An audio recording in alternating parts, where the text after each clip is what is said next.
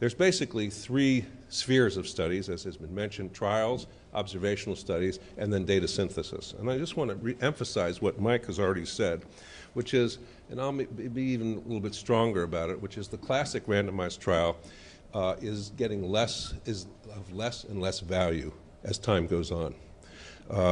And other kinds of trials, pragmatic trials, adaptive trials, stratified trials, I'll talk about that for a little bit later, N-of-1 trials, cluster trials, are going to have to come to the fore, and the methods for those are going to have to be carefully dealt with. Mike talked about a pragmatic trial, but after all, pragmatic trials get you into another kind of trouble, which is you have much less control over the interventions, much less control. You have much less control over everything else.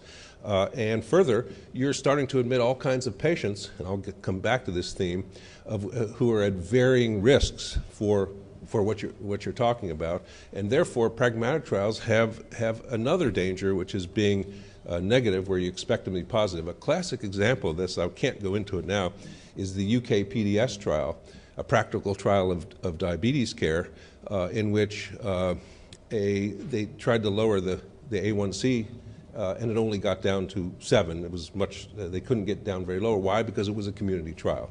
So every one of these trials has major hazards and dangers, which, by the way, is why the classic RCT has gone so smoothly, because these have been studiously avoided because of their hazards. So I just want to point out that if they're not crafted, and Mike's solicitation may help in this, if they're not crafted carefully, they're also going to get us into as much trouble as classic trials.